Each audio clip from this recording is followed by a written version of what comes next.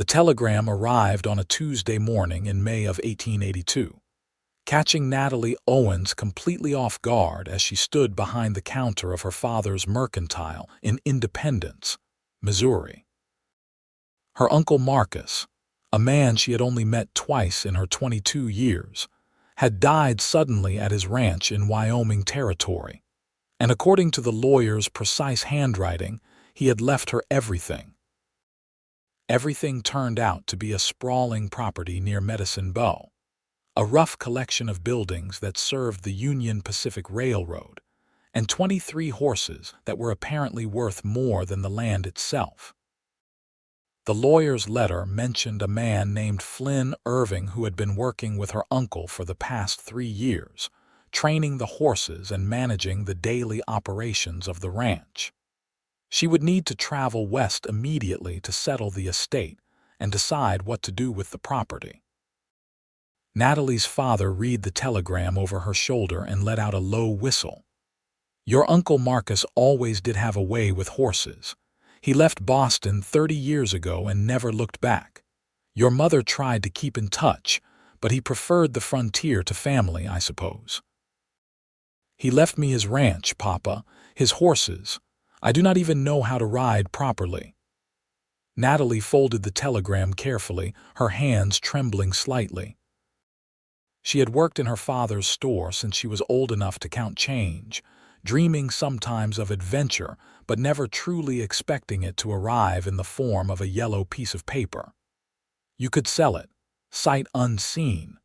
The lawyer would handle everything. You could stay here, marry Henry Peterson like he has been asking. It would be a sensible choice. Her father's voice held no judgment, only the practical consideration she had learned from him over the years. Henry Peterson ran the grain supply business and had been courting her in his methodical way for nearly a year.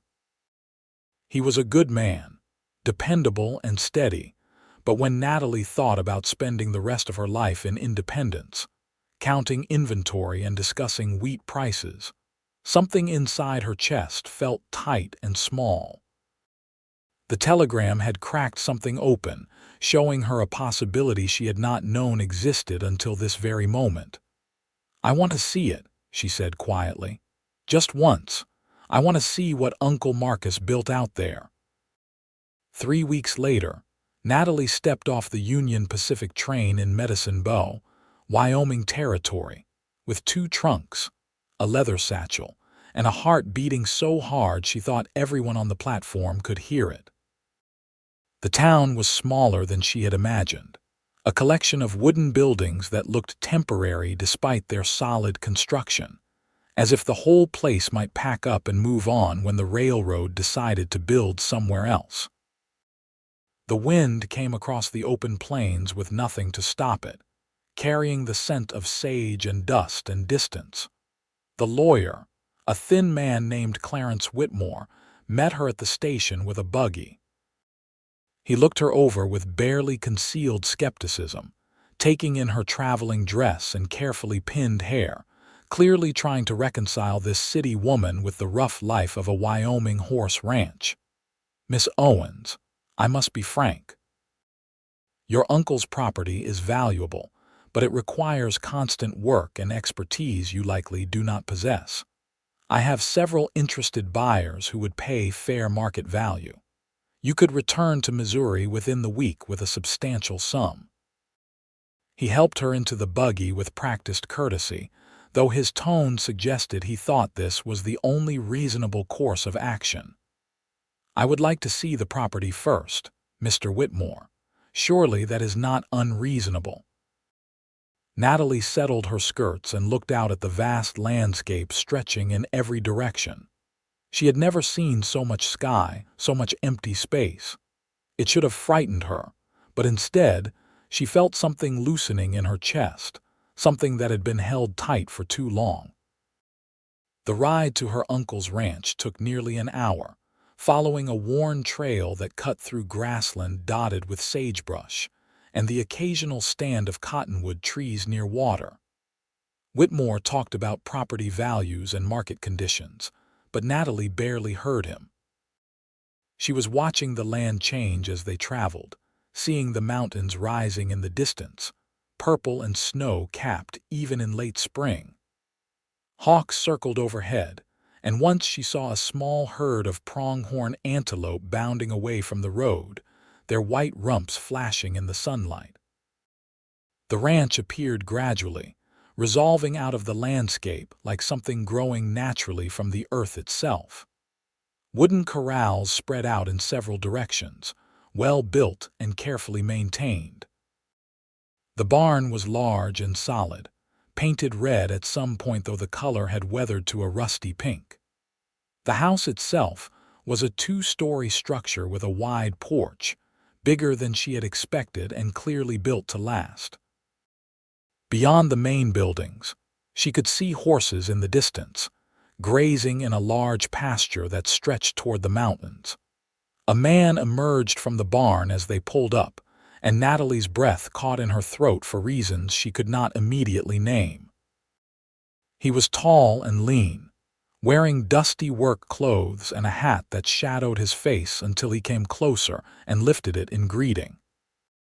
When he did, she saw eyes the color of summer sky, weathered skin that spoke of years under the sun, and a face that was striking in its sharp angles and unguarded directness. He looked to be in his mid-20s, not much older than herself, but he moved with a confidence that came from knowing exactly who he was and what he was capable of. "Miss Owens, this is Flynn Irving. He has been managing the horses for your uncle." Whitmore's introduction held a note of dismissal, as if the cowboy was merely another piece of property to be assessed and valued. Flynn stepped forward and extended his hand, meeting her eyes directly. "I am sorry for your loss, Miss Owens. Marcus was a good man and a fair employer. He spoke of you occasionally, wondered how you were getting on back east." His hand was calloused and warm when she took it, his grip firm but careful. "Thank you, Mr. Irving. I confess I did not know my uncle well, but I am grateful he thought enough of me to leave me his property." Natalie was surprised by the steadiness of her own voice. Something about this man's direct manner made her want to match it, to prove she was more than the city woman he probably assumed her to be. The horses are his real legacy. He spent 3 years building this herd, selecting the best breeding stock he could find. We have been training them for ranch work, selling to outfits all over Wyoming and Montana. They have got a reputation for being smart and willing, easy keepers with good temperaments. Flynn gestured toward the pasture where the horses grazed. "Your uncle knew horses better than anyone I ever met." Whitmore cleared his throat. "Yes, well, Miss Owens will need time to assess the situation before making any decisions. Perhaps you could show her the facilities while I review the property documents in the house." Flynn nodded, his expression carefully neutral. "Of course. Miss Owens, would you like to see the horses?" Natalie climbed down from the buggy, grateful for the excuse to stretch her legs after the long journey. "I would, yes.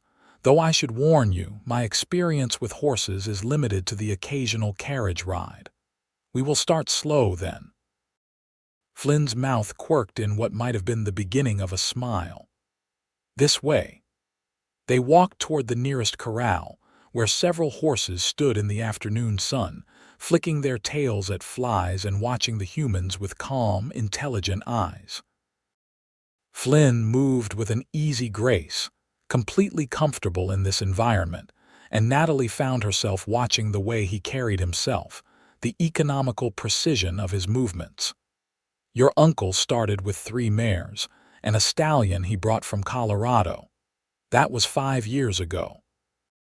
Now we have got 23 head, with 2 foals expected next month. Most of them are ready for sale or already contracted to buyers. A few are breeding stock we were planning to keep." Flynn rested his arms on the corral fence, and one of the horses, a chestnut mare with a white blaze, ambled over to investigate. "This is Rosie. She was one of the original 4. Your uncle used to say she was smarter than most people he knew." Flynn scratched the mare's forehead gently, and the horse closed her eyes in contentment. Natalie stepped closer, hesitant but curious. "May I touch her? Just put your hand out, let her smell you first. Horses like to know who they are dealing with." Flynn's voice was patient, instructive without being condescending. She extended her hand slowly, and the mare's soft nose brushed against her palm, whiskers tickling her skin. The horse was warm and solid and real, nothing like the distant creatures she had seen pulling carriages in Independence. This close, she could smell the animal's earthy scent, see the intelligence in her dark eyes, feel the gentle huff of breath against her hand. "She is beautiful," Natalie said softly. "She is. They all are in their way. Your uncle had an eye for quality. He never bought a horse just because it was cheap or convenient. Every animal here was chosen for a reason." Flynn's voice held a note of respect, even affection, when he spoke of her uncle. They spent the next hour walking through the property, Flynn pointing out various horses and explaining their training, their personalities, their prospects. He knew every animal intimately, could tell stories about each one, their quirks and preferences and abilities.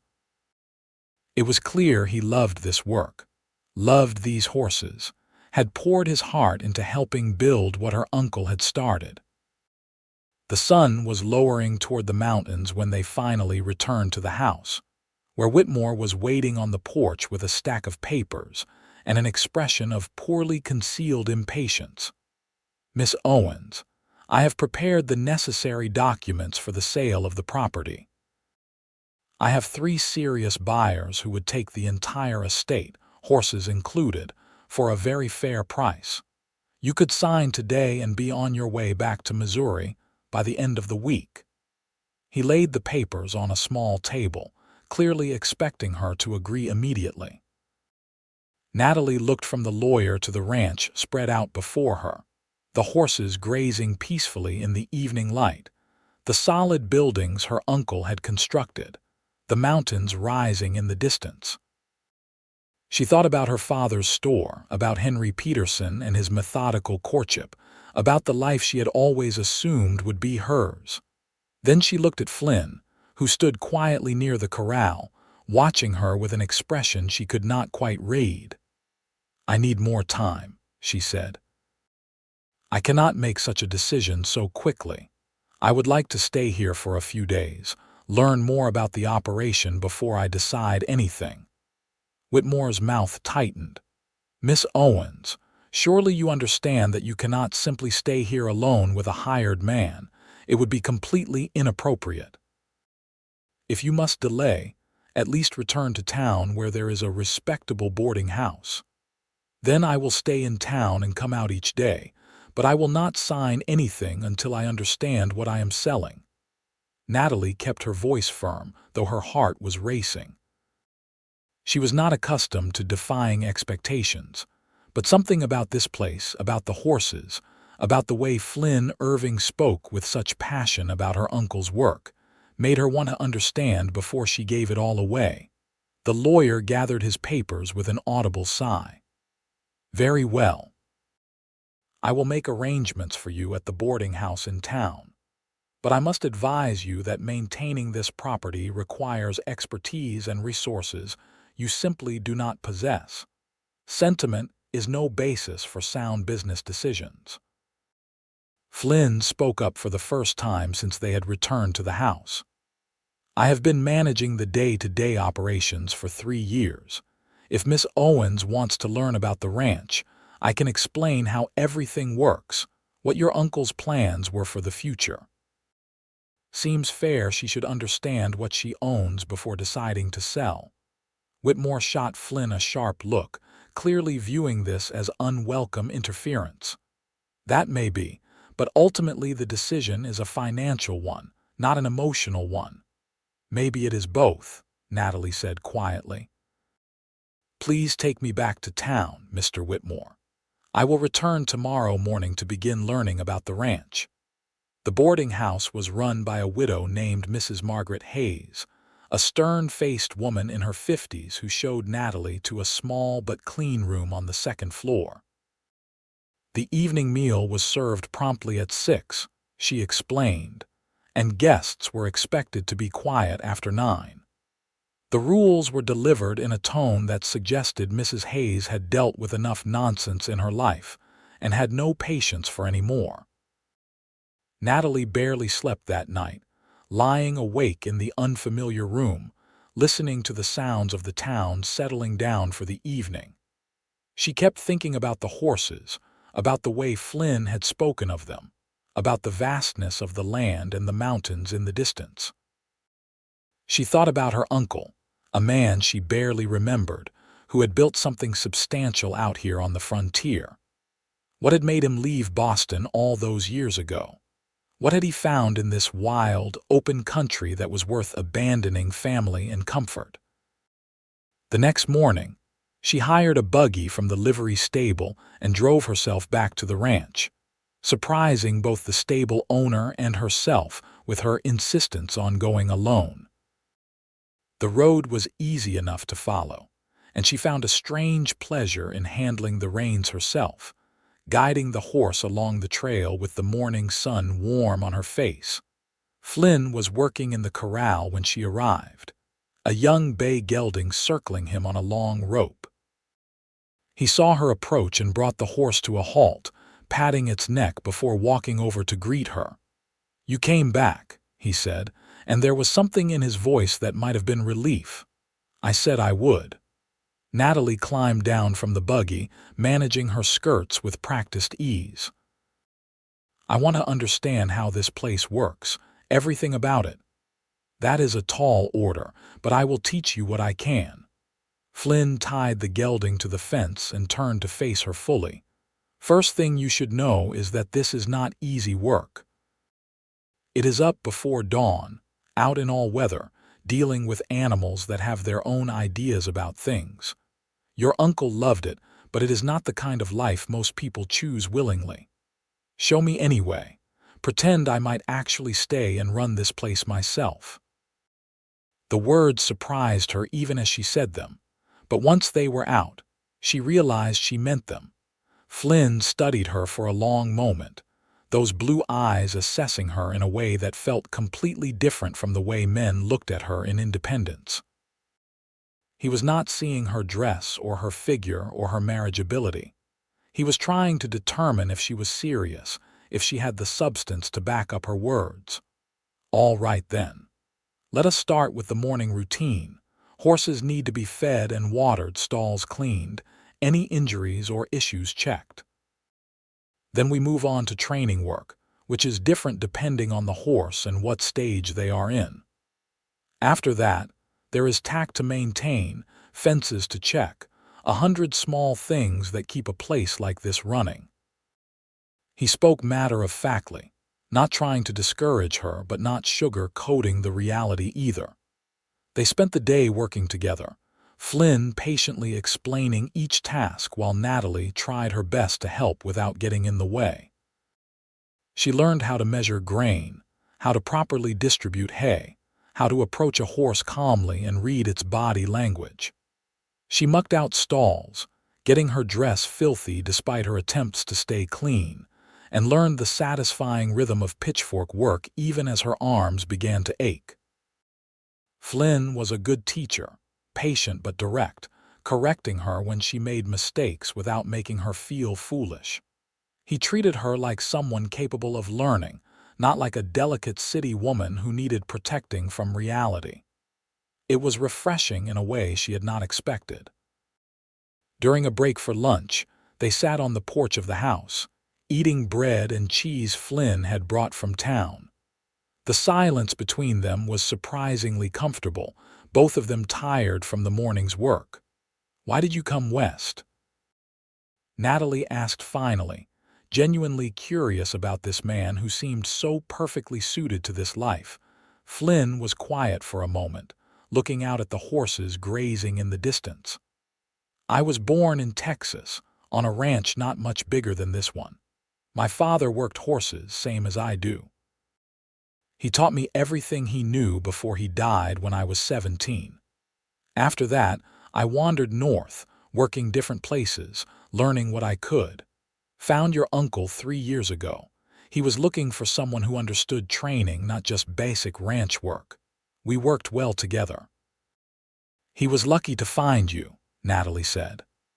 I was lucky to find him. Marcus gave me a chance to do the kind of work I had always wanted to do, building a breeding program from the ground up, training horses the right way instead of just breaking them quick to get them sold. He had vision for what this place could be. Flynn's voice held a note of loss, and Natalie realized he was grieving her uncle perhaps more than she was, having known the man far better. What was his vision? She asked softly. To build the best horse ranch in Wyoming territory. To be known for producing animals that were smart and sound and willing. Not the biggest operation, but the best, quality over quantity every time. Flynn met her eyes. We were getting there. Another few years and the reputation would have been solid, horses sold before they were even born based on their bloodlines. That is what he wanted to build. And now I show up and will probably sell it all, Natalie said, feeling a pang of guilt she had not expected. That is your right. It is your property now. Flynn's voice was neutral, but she could sense the disappointment beneath it. They worked through the afternoon, and Flynn began teaching her about the training process. He brought out a 3-year-old mare that was just beginning her education under saddle, a pretty sorrel with a nervous temperament that required patient handling. This is Daisy. She is smart but worried about everything. You cannot force a horse like this. You have got to convince her that what you are asking is her idea. Flynn worked with the mare on a long line, his movements calm and deliberate, his voice low and soothing. The horse gradually relaxed, her ears swiveling to follow his voice, her body language shifting from tense to interested. Natalie watched, fascinated by the subtle communication between man and horse, the way Flynn seemed to read the animal's every thought and respond accordingly. It was like watching a conversation in a language she did not speak, but desperately wanted to learn, want to try. Flynn asked after a while, offering her the rope. I would have no idea what to do, Natalie admitted. I will talk you through it. You have been watching. Trust yourself. He guided her into the center of the round pen, showed her how to hold the rope, where to position her body. Just ask her to walk. Keep your eyes on her shoulder, not her face. Let your intention be clear. Natalie did as instructed, feeling self-conscious and uncertain. But the mare responded, walking forward in a steady circle, and suddenly Natalie felt a thrill of connection, of communication across species. She was doing it. The horse was listening to her. Good. Keep your energy steady. If you get tense, she will too. Flynn's voice was close behind her, guiding without taking over. Ask her to change direction. Step toward her shoulder and point. The mare switched direction smoothly, and Natalie could not help the smile that spread across her face. This was nothing like keeping ledgers or measuring fabric. This was alive and immediate and utterly engaging. They worked together for another hour before Flynn called it a day, praising both Natalie and the mare for their efforts.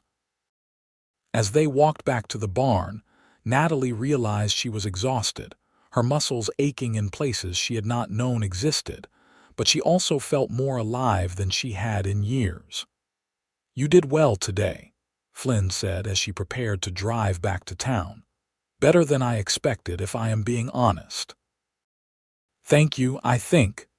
Natalie smiled at him and he returned it, a real smile this time that transformed his whole face. It was a compliment. Will you come back tomorrow? Yes, if that is acceptable. More than acceptable. There is a lot more to learn if you are serious about understanding this place. Flynn helped her into the buggy, his hand steadying her elbow in a brief, impersonal touch that nevertheless sent an unexpected warmth through her arm. The days developed a rhythm. Natalie would arrive at the ranch each morning, work alongside Flynn learning the endless tasks required to keep the operation running, and return to town, each evening exhausted and exhilarated. She learned to read the subtle signs of equine health and illness, to recognize when a horse was ready for the next step in training or needed more time. She learned to mend fences, to clean and oil tack, to measure medications and supplements. Her hands developed blisters that became calluses. Her skin darkened from the sun despite her best efforts with bonnets and long sleeves. More than that, she learned about Flynn Irving. He revealed himself slowly in pieces, through the stories he told while they worked, and the way he handled the horses with such evident care.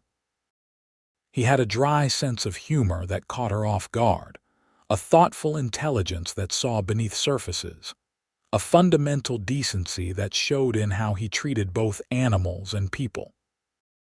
She found herself watching for the small signs that he was pleased with her progress, a nod of approval when she handled a difficult horse well, the almost smile when she remembered a technique he had taught her days before.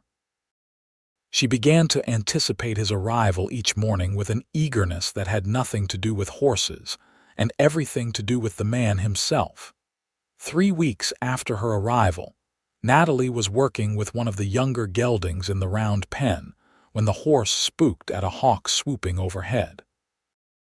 The animal bolted and Natalie, still holding the lead rope, was pulled off balance. She hit the ground hard, the breath knocked from her lungs, dust filling her mouth and nose. Flynn was there instantly, kneeling beside her, his hands gentle on her shoulders. "Are you hurt? Can you breathe?"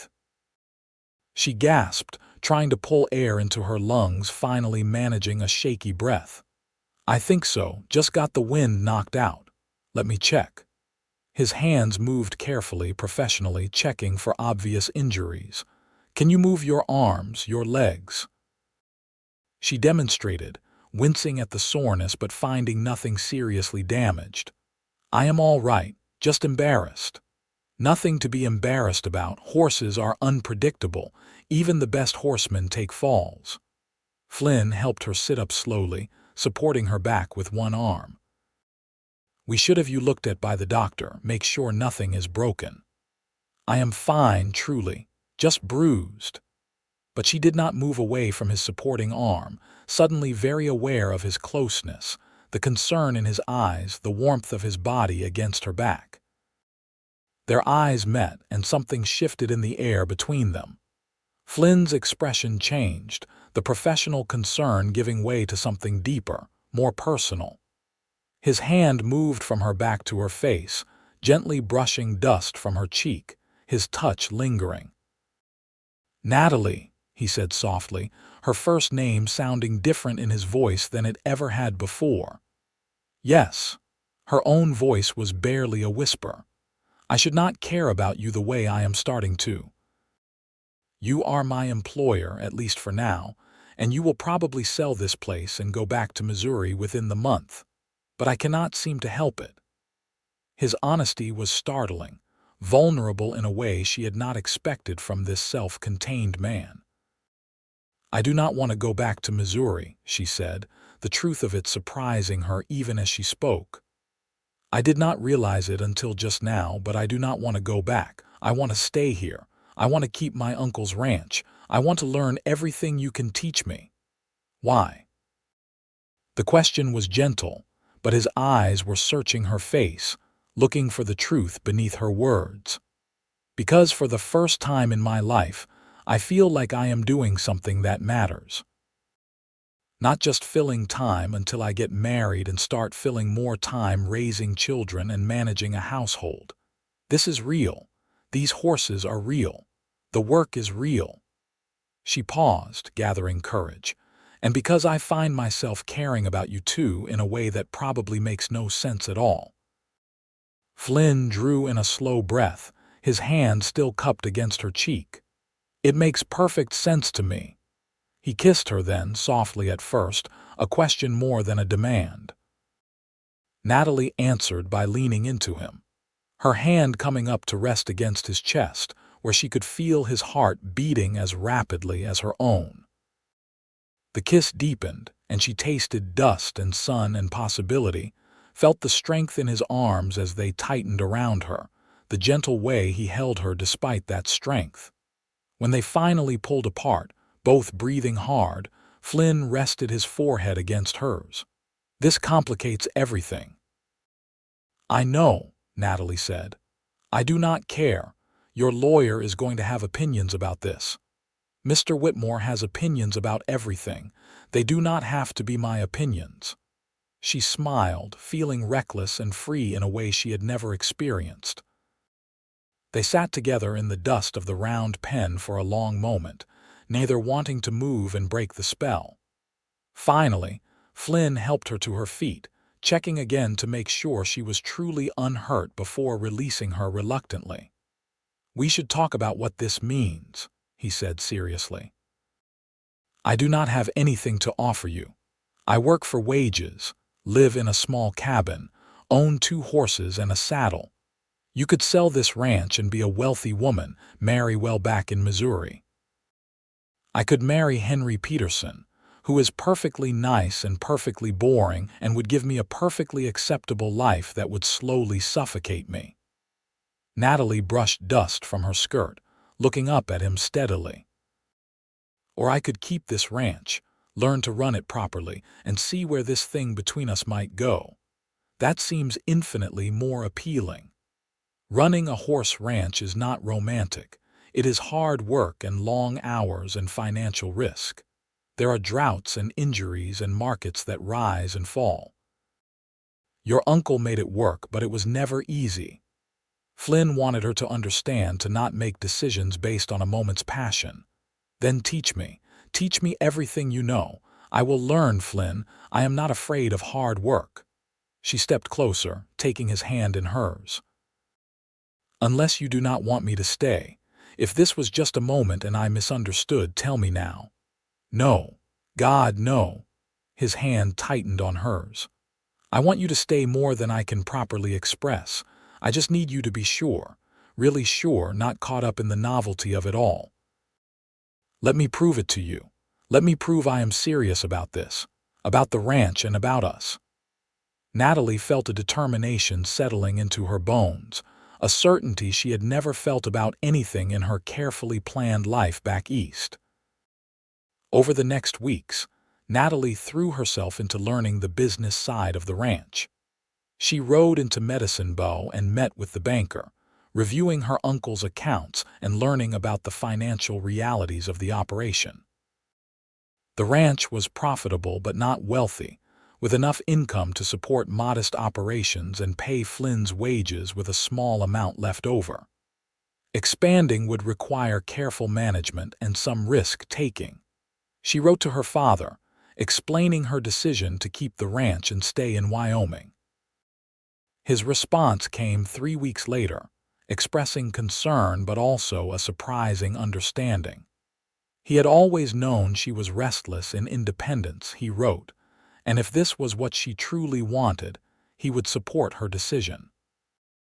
He did suggest she visit in the fall so they could discuss business matters properly, and so he could meet this Flynn Irving she had mentioned in her letter. Whitmore was less understanding. He arrived at the ranch one morning, his expression stormy, having clearly heard rumors about Natalie's frequent presence there and her growing attachment to Flynn. "Miss Owens, I must speak with you privately about your situation here. There is talk in town, and I fear you do not understand how damaging such gossip can be to a woman's reputation." He stood on the porch, refusing to sit, his back rigid with disapproval. Natalie emerged from the barn where she had been helping Flynn treat a mare's injured hoof. Her dress was dusty, her hair escaping its pins, her hands dirty from work. She looked nothing like the proper young woman who had stepped off the train 2 months earlier. "Mr. Whitmore, I appreciate your concern, but I am quite capable of managing my own reputation. I am learning to run my property, which is perfectly appropriate.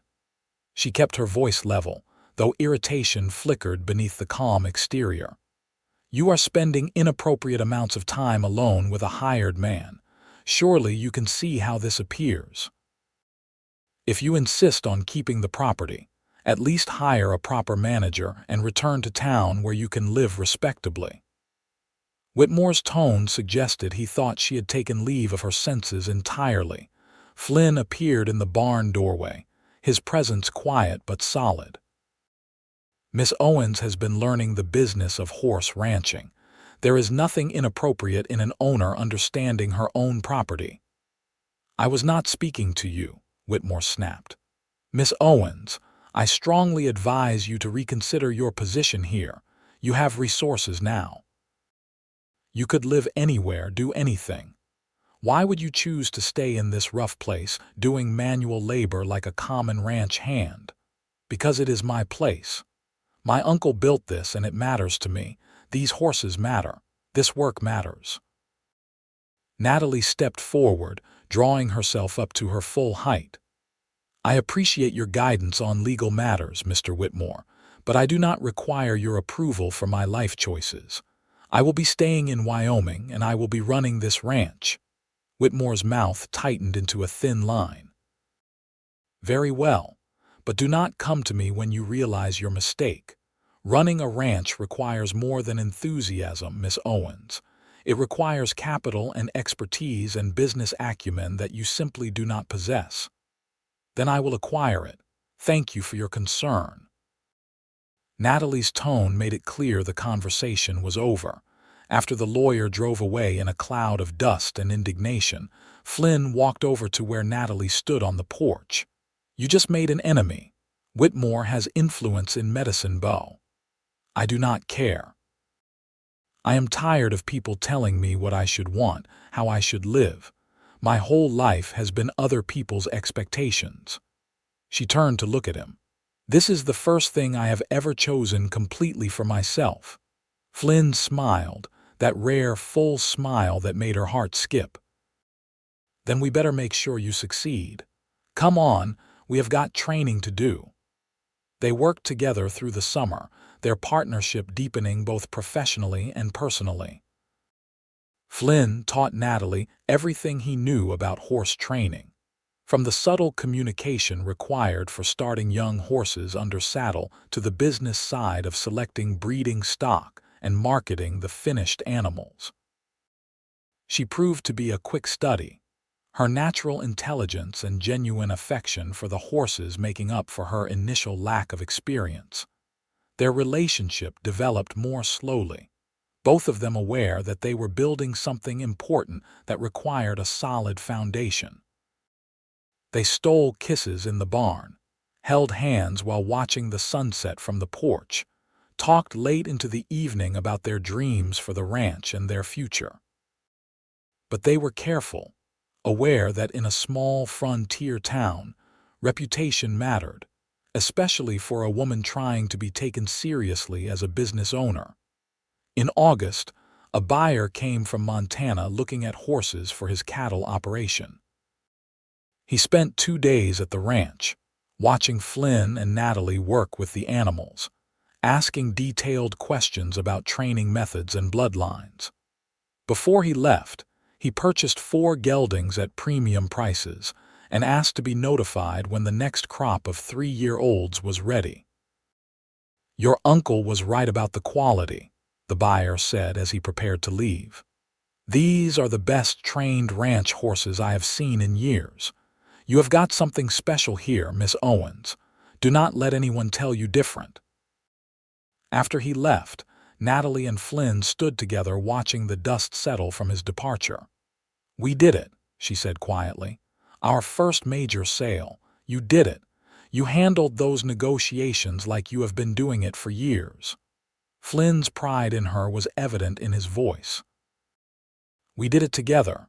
That is how this works. She leaned against his shoulder, comfortable in the casual intimacy that had grown between them. That evening, as the sun set in a blaze of orange and gold behind the mountains, Flynn took Natalie's hand and led her to the corral where the horses were settling for the night. The air was cooling, carrying the scent of hay and horses and the sagebrush that grew wild across the property. "I have been thinking," Flynn said, his voice serious, "about us and this ranch and the future." Natalie's heart began to beat faster. "What about it? I came to Wyoming with nothing but my skills and a saddle. Your uncle gave me a chance, and now you have given me something even more valuable. You have given me a partnership, a purpose, and something I never thought I would find." He turned to face her fully, taking both her hands in his. "I love you, Natalie. I love your courage and your determination and the way you threw yourself into this life without holding back. I love that you chose me, when you could have chosen comfort and safety." "Flynn," she breathed, her eyes filling with tears. "I know I should wait, should give you more time, should build up resources before asking, but I have never been good at doing what I should. I would rather do what feels right." He squeezed her hands gently. "Marry me, be my partner in every sense of the word. Help me build this ranch into everything your uncle dreamed it could be. Give me the honor of spending my life with you." "Yes," Natalie said without hesitation. "Yes, absolutely yes." Flynn pulled her close, kissing her with a passion they had both been holding back, knowing that crossing certain lines would change everything. But now they were crossing those lines together, committed to a future that would be built on mutual respect, shared work, and genuine love. They were married in October, a small ceremony in Medicine Bow with Mrs. Hayes and the banker as witnesses. Natalie wore a simple dress of deep blue, and Flynn borrowed a suit from the man who ran the general store. The circuit preacher pronounced them husband and wife, and they sealed it with a kiss that made Mrs. Hayes clear her throat in embarrassed approval. Natalie's father arrived the week before the wedding, making the long journey from Missouri to meet the man his daughter had chosen and to see the life she was building. He was a practical man, more concerned with character than social standing, and after spending 2 days watching Flynn work and seeing the way he treated Natalie, he gave his blessing wholeheartedly. "Your mother would have liked him," he told Natalie the night before the wedding.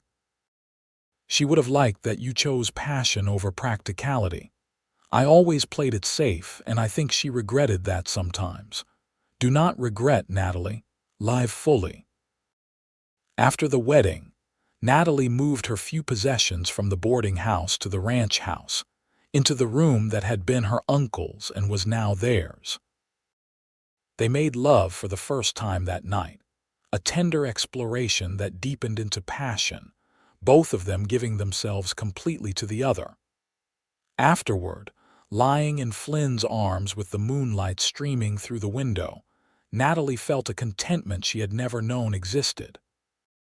The years that followed were not easy, but they were rich with purpose and connection. They expanded the horse herd gradually, carefully selecting breeding stock and building the reputation Marcus had started. Flynn's expertise and Natalie's business acumen proved to be an excellent combination, and within 3 years, the Irving Ranch, as it had come to be known, was one of the most respected horse operations in Wyoming territory. They faced challenges together.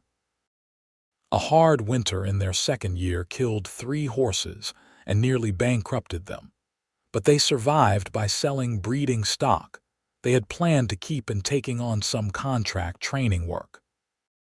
A drought the following summer tested their water resources and forced difficult decisions about herd size. Through it all, they worked side by side, their partnership strengthening with each obstacle they overcame. Natalie became pregnant in the spring of their 3rd year together, a development that thrilled and terrified them both. The nearest doctor was in Medicine Bow, and they made arrangements with Mrs. Hayes for Natalie to stay at the boarding house as her due date approached. But the baby had other ideas, arriving 3 weeks early during a snowstorm in February of 1886. Flynn delivered his son with the same steady competence he brought to handling difficult horses, his hands gentle and sure as he guided the baby into the world. When he placed the squalling infant in Natalie's arms, tears streaming down his face, she saw in his eyes everything they had built together, everything they had become. They named him Marcus Irving, honoring the man whose death had brought them together and whose vision they were carrying forward. He was a healthy, loud baby who commanded attention from his first breath, and seemed to inherit his mother's determination and his father's calm competence in equal measure. 2 years later, a daughter joined the family, Emma, named for Natalie's mother. She was quieter than her brother, with observant eyes that seemed to take in everything.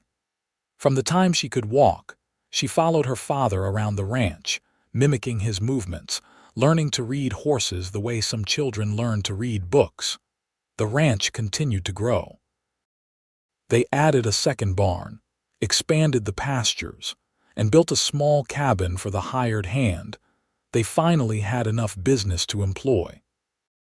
They traveled to horse shows and sales across Wyoming and Montana, building relationships with other ranchers and breeders, establishing the Irving Ranch as a name that meant quality and integrity.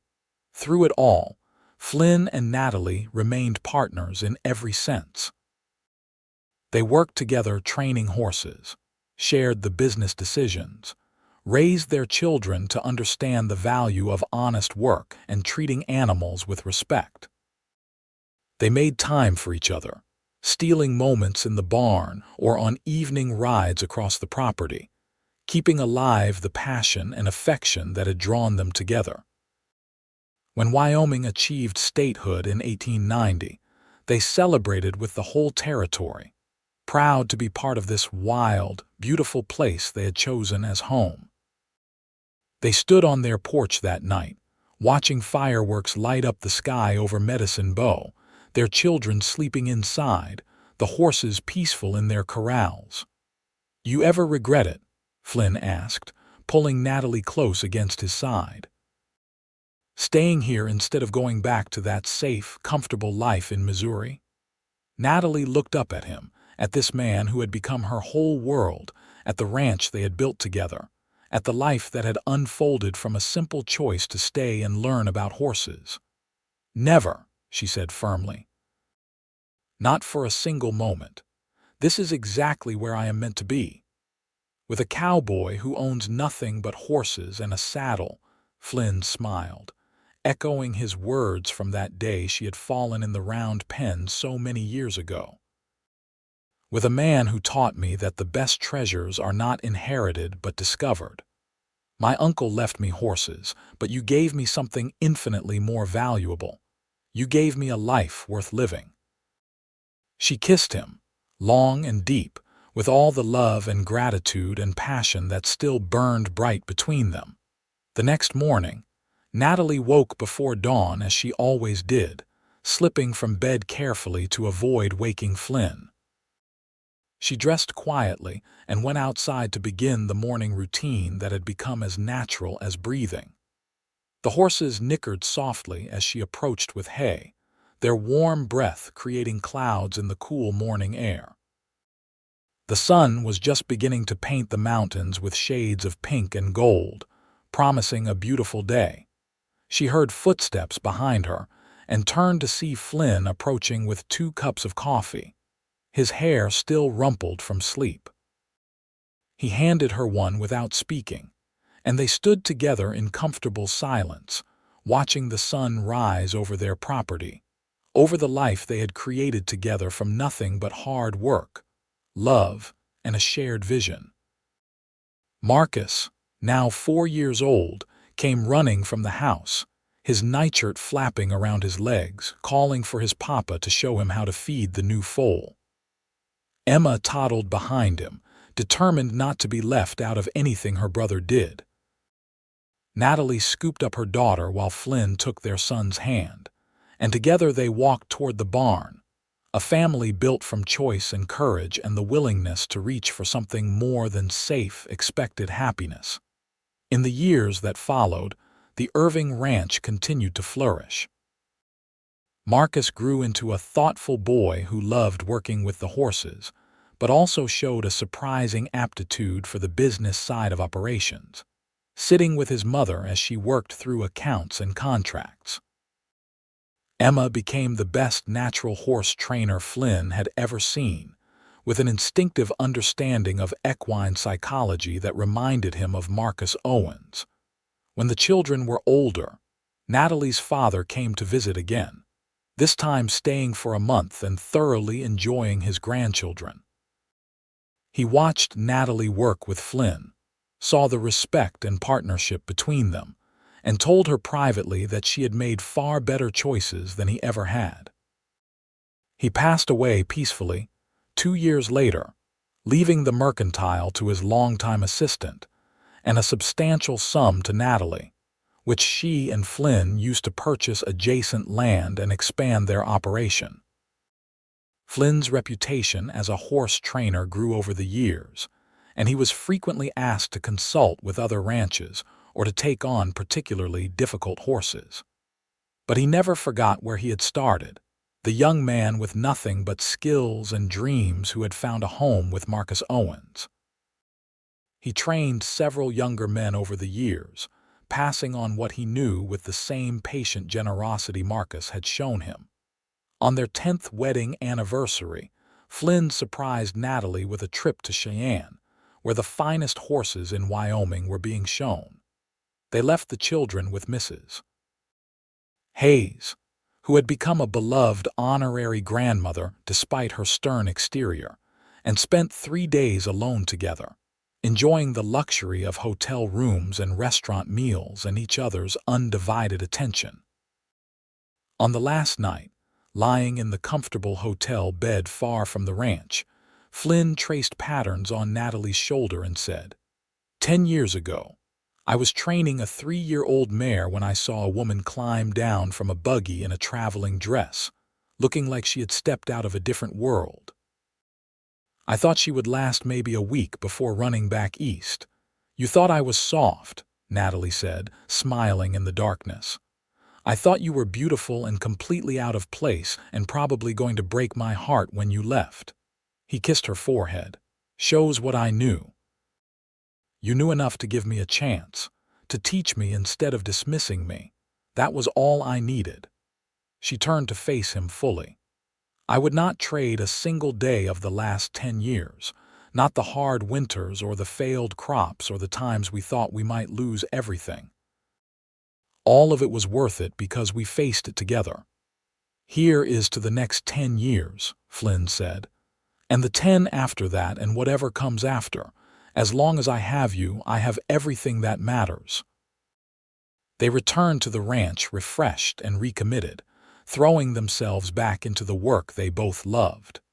The children grew, taking on more responsibilities, learning the business from the ground up the way their parents had.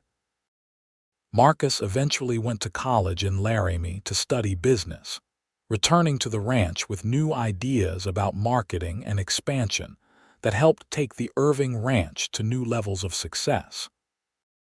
Emma never wanted to leave, perfectly content to spend her days training horses and developing new techniques that built on her father's foundation. When Marcus was 21 and Emma 19, Flynn and Natalie celebrated their 20th wedding anniversary with a large party at the ranch. Friends and family came from across Wyoming and beyond, filling the house and spilling out onto the land.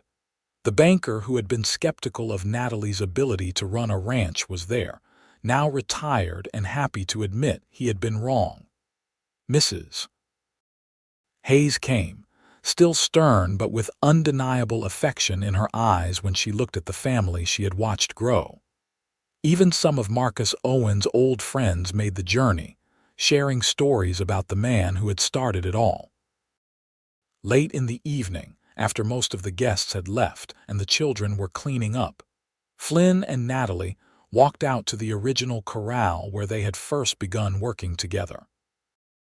Rosie, the chestnut mare who had been one of the first horses Natalie ever touched, was still there, now ancient and retired, spending her days peacefully grazing and being spoiled by everyone on the ranch. 20 years, Natalie said, scratching Rosie's forehead the way the old mare still loved. Sometimes it feels like forever, and sometimes it feels like it just started yesterday. Best 20 years of my life, Flynn said simply. You took a chance on a cowboy with nothing but horses and dreams. You built this with me, turned it into something bigger and better than I could have managed alone. You are the best partner I could have asked for, Natalie. We are a good team, she agreed, leaning into his embrace. In all the ways that matter. They stood together as the stars came out, the same stars that had watched them fall in love, that had witnessed their struggles and triumphs, that would continue shining long after they were gone.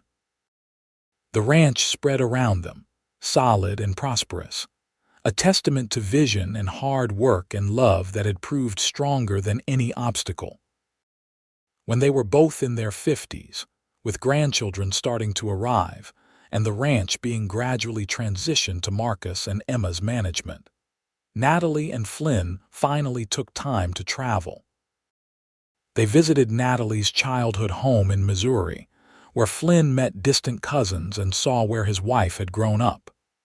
They traveled to Texas, so Natalie could see the place Flynn had been born, the landscape that had shaped him. They even made a trip to Boston, visiting the places Marcus Owens had left behind so long ago, trying to understand what had driven him west and made him the man who had inadvertently brought them together. But they always returned to Wyoming, to the ranch and the mountains, and the vast sky that had become home in every sense of the word. They settled into a comfortable routine, still working with the horses they loved but with less urgency, more time for simple pleasures like morning coffee on the porch and evening rides across the property. They knew as intimately as their own hearts. Flynn developed arthritis in his hands as he aged, the price of decades of physical work, but he continued training horses with adaptations, teaching the grandchildren the same patient methods he had once taught their mother. Natalie's eyes grew weaker, requiring glasses for the detailed bookwork she still enjoyed, but her mind remained sharp, guiding the business decisions that kept the ranch prosperous. On a warm summer evening in 1912, 30 years after Natalie had first arrived in Medicine Bow, they sat together on the porch watching the sun set as they had done thousands of times before. Flynn's hand found Natalie's, their fingers intertwining with the ease of long practice. The ranch was quiet, the day's work done, the horses settled, the next generation handling the evening chores. I was thinking, Flynn said, his voice rougher with age but still steady, about that first day you came here. How nervous you looked, how determined to prove yourself. How you fell in the round pen and I knew I was in trouble. Trouble, Natalie smiled at him, her face lined now but still beautiful in his eyes. I knew right then that I was going to fall in love with you, that you were going to change everything. I was not wrong. He lifted her hand to his lips, kissing her knuckles gently. Best trouble I ever found. Uncle Marcus left me horses, Natalie said softly, echoing words she had spoken many years before. But you gave me so much more. You gave me a life of purpose and passion. You gave me partnership and respect and love that never wavered. You gave me children and grandchildren and a legacy I am proud of. You are my greatest treasure, Flynn Irving. You always have been. The feeling is entirely mutual, Mrs. Irving. Flynn pulled her closer, and she rested her head on his shoulder, both of them watching the sun paint the sky in shades of orange and gold, the mountains standing eternal in the distance. Their children found them there later, dozing peacefully in the twilight, hands still clasped, comfortable in the silence that came from decades of understanding. Marcus covered them with a blanket while Emma made sure the lanterns were lit to guide them safely inside when they woke. Flynn and Natalie lived many more good years together, surrounded by family, continuing to work with the horses they loved even as they slowed down. The ranch continued thriving under the next generation's management. The reputation for quality and integrity that Marcus Owens had started and they had built now firmly established across the western states. When Flynn passed away at the age of 78, peacefully in his sleep with Natalie beside him, the funeral drew people from across Wyoming and beyond. Cowboys and businessmen, horse traders and ranchers, all coming to pay respects to a man who had lived with honor and treated everyone fairly, whether they had money or status or nothing but dreams. Natalie lived 3 more years without him, still sharp and capable, still involved in the ranch's operations, still riding out occasionally to check on the horses. But everyone could see that part of her had gone with Flynn, the part that had been most vibrantly alive.